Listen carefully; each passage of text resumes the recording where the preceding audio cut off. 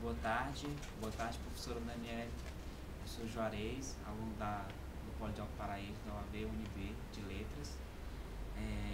Como a nossa discussão dessa semana é sobre o texto de Osman, de Retábulo de Santa Joana Carolina, bom, eu gostaria de iniciar minha explicação, indagação, sobre um ponto importantíssimo que a senhora colocou no fórum dessa semana, que foi sobre os confundidos. O que acontece nos confundidos? Porque os confundidos têm realmente uma variedade de fala no decorrer de toda a produção dela. Mas há algo importante que chama-se uma força narrativa que organiza toda a narração, fazendo com que possamos chegar aos personagens.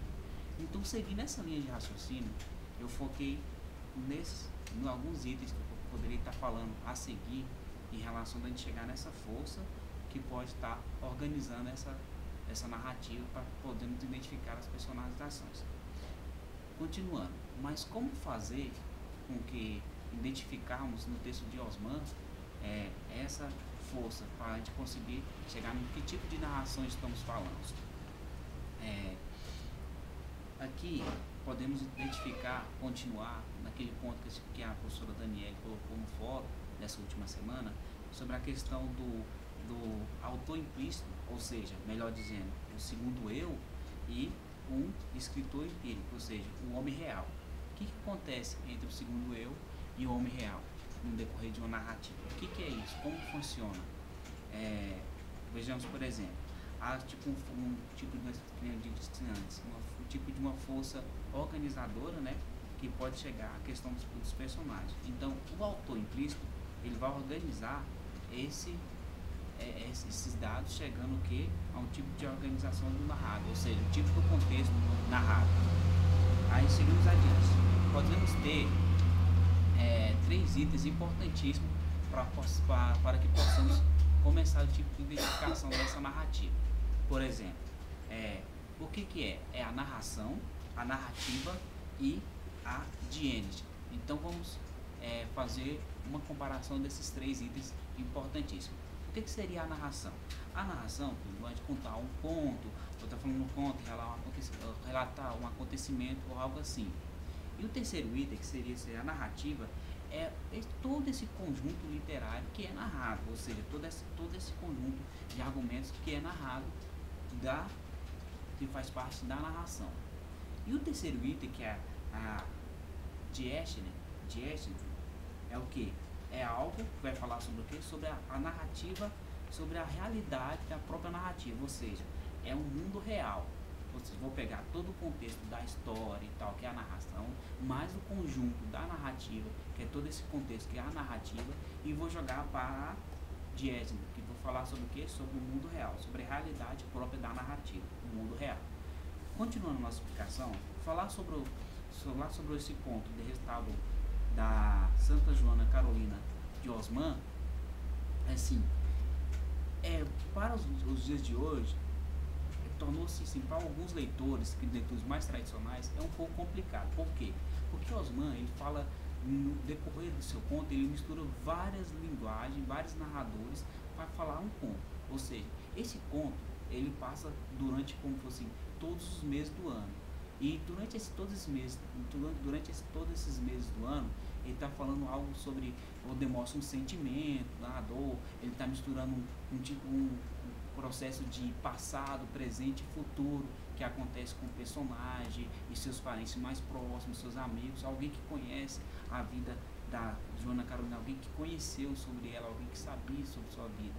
Então, assim, é uma mistura muito interessante, algo que leva realmente o leitor a ele se concentrar, ele ver um pouco mais além da linha. Então continuaremos.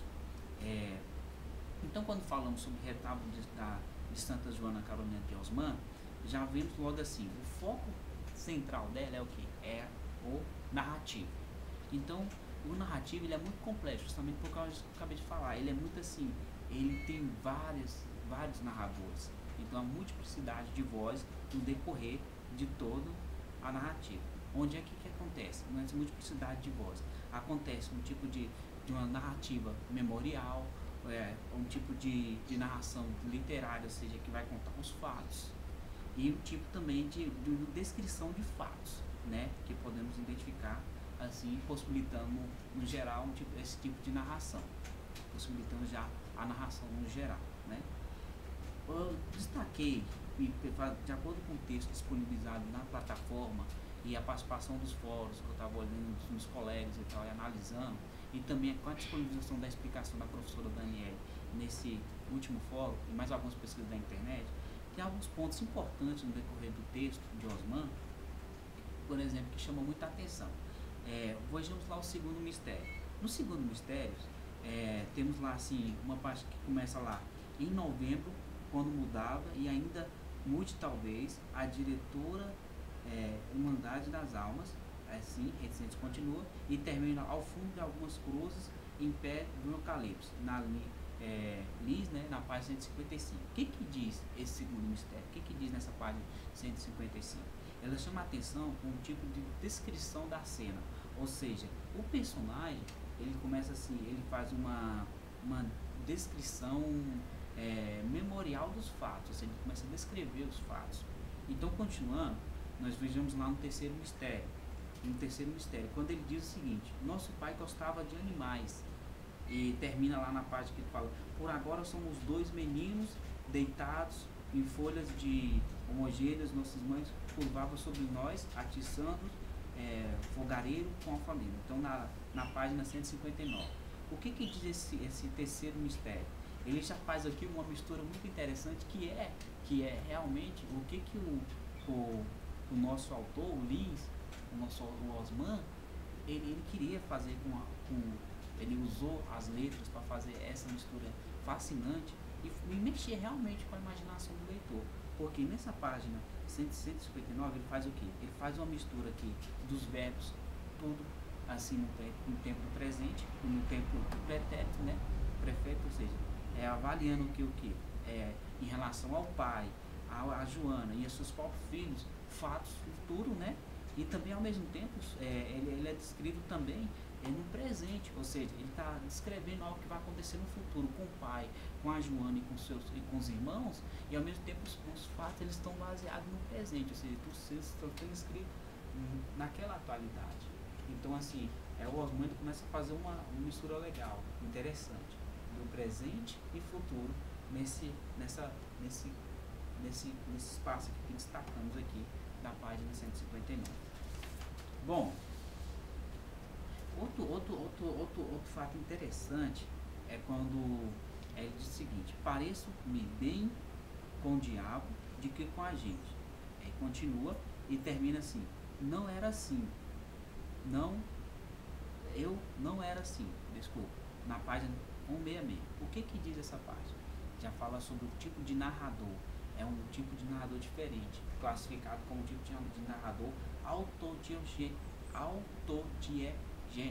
ou seja, é um tipo de narrador que ele faz uma mudança radical num pequeno processo que ele narra lá na página 166, ou seja, o narrador ele passa assim da primeira pessoa para a terceira pessoa.